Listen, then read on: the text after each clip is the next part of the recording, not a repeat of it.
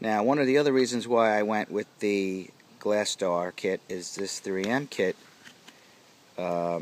is not enough material to do an SUV size lens. This would be good for something that's small,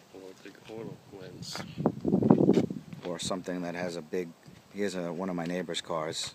If this was a big long crack, this little kit would not be able to cover the damage like this SUV.